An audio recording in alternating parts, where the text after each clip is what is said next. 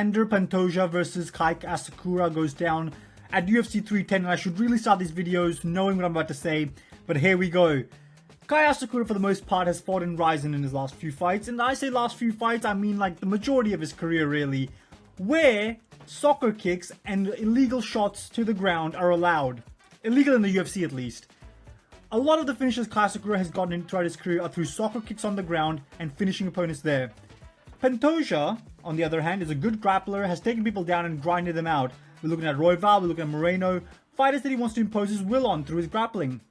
Pantoja also has a win against Manel Kape. Manel Kape has gone split wins and losses with Kai Asakura. He has knocked out Kai Asakura by eventually dropping him and finishing with ground and pound, and Kai Asakura could do nothing about it. I'm not saying that Alexandre Pantoja has any sort of power close to, not even power, like the precision that Manel Kape has on the feet.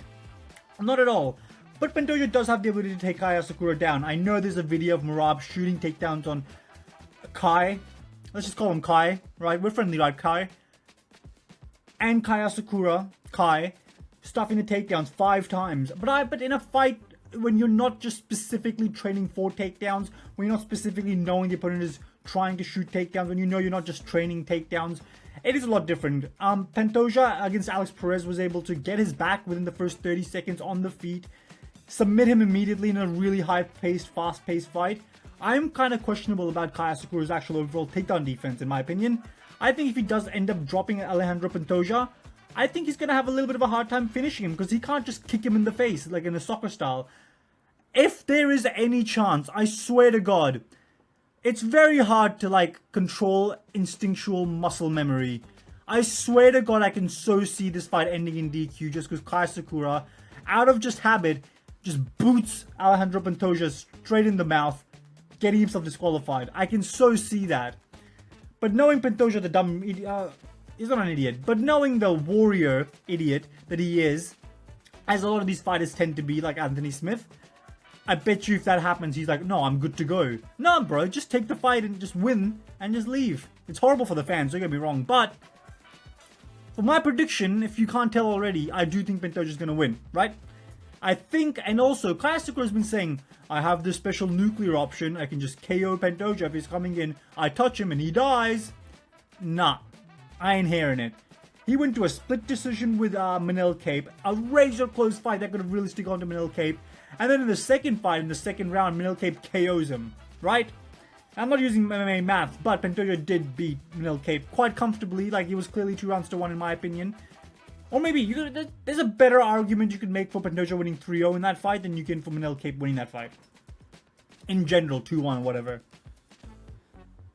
So what are we talking about? You know what we're talking about? Like, I understand he's a great Ryzen fighter, but Manel Kape hasn't had the biggest success against grapplers. I mean, I say this, Mukayev has pretty much ragdolled Manel Kape for the most part. And I think he was trying to make that fight entertaining. Like, he wasn't even just spamming takedowns like he should have. He was trying to make it fun for the fans so he doesn't get cut. But then, oops, look at that. Cut anyway. So the way I'm seeing it, Pantoja the champion, got security. They're not going to cut the champion of the sport for being boring. And Pantoja doesn't have boring fights. He usually has scrappy wars, in all honesty. I'm expecting a grind, but here's the thing with Pantoja.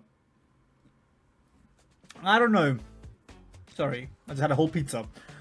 I don't know what it is about Pantoja, but he keeps having close fights. We saw with Steve Erceg, a fight. I mean, listen, right? A lot of people pick Steve Erceg because of his style. These Australians are just really good at wrestling takedown defense. But Alexandre Pantoja, is Alexandre or Alejandro? Pantoja, in that fight, for some reason, was in a scrap. Like, I understand he took down Steve Erceg a few times, but Steve Erceg was scrapping here, rolling, you know, reversing some takedown attempts. Eventually, Pantoja won 3-2, but that was a real razor-close fight.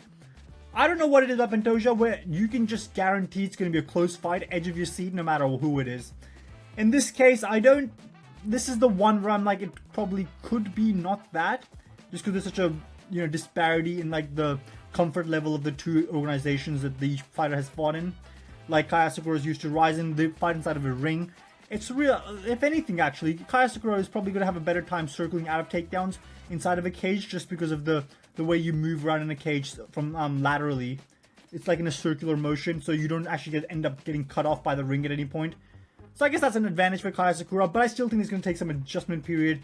I think the fact this is his first fight in the UFC, I don't think he's going to be fully able to capitalize off of that. I think Pantoja will be able to, you know, take his back, not take his back to like finish him, but like, you know, standing, clinch him against the cage, eventually get to his back, and then control his back, maybe knee him to the back of the thighs. Is what we might be seeing here for a few of the rounds, and I think on the feet it's going to be a scrap.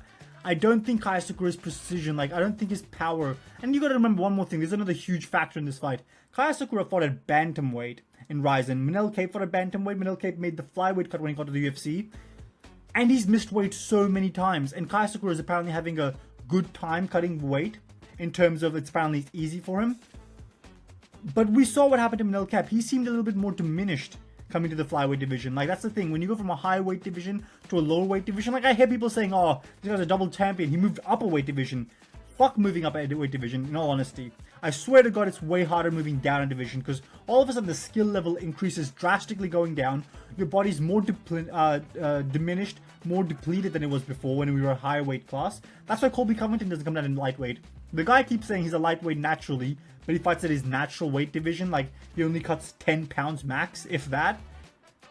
I mean, it makes sense. He's not the most ripped dude in the world, but he probably knows that the cardio and the gas tank won't be there to the same level it would be in welterweight, where we can just outgrind people. Right? Right. You understand what I'm saying, right? I think the weight cut's going to be hard on Kai Asakura. I think the UFC weight cut is hard on these fighters.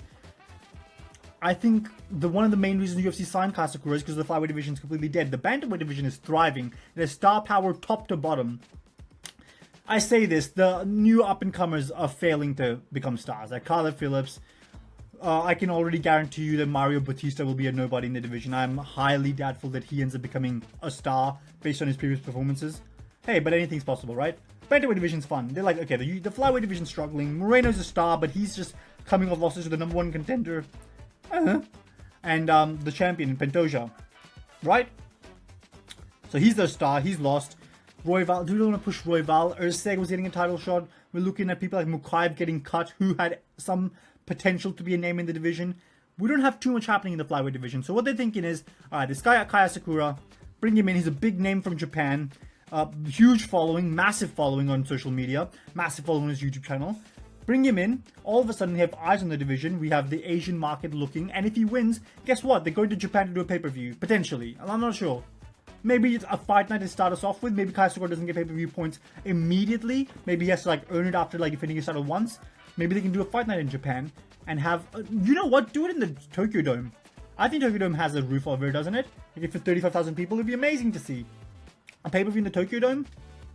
Take my money. Anyway, she's not Japanese, but you know, she is of that part of the world. You can have some Australian fighters in there, maybe. Ulberg. Potentially, I'm now making UFC Japan happen. Ulberg versus Rakic on the card. Come on now. You dig? You dig, right? What was I saying? Anyway, yes, the star power of Kai Asakura is needed in the flyweight division. Obviously, a lot of people want him to win. But I think Pantoja is getting done dirty a bit. I understand Pantoja is not the biggest star. I understand he's not the biggest name. But you know what he is? He's a fun fight on the card every time he's on the card. He's probably better for the co-main event position. Like, to dip your feet into the water. Like, see a fun fight before you get to the main event. And you're just like...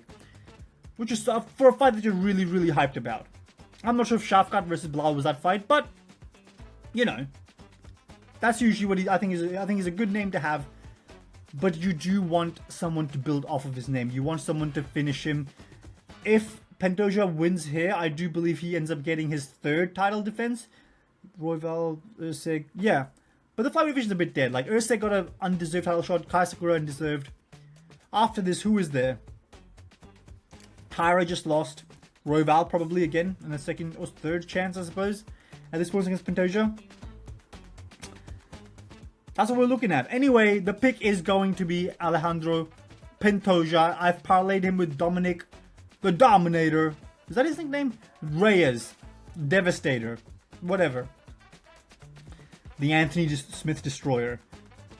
Pantoja's the pick. I don't know if there's too much to say. I am a little bit worried just because that uncertainty. I would be surprised, but it wouldn't be the biggest surprise in the world if Kai Asakura ends up pulling this off. Like, It tends to happen in these kind of fights. We're not really expecting it, then out of nowhere, oh wow, bow!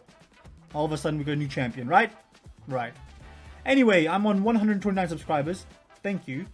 Like this video, subscribe to this video to see more content based on UFC 310.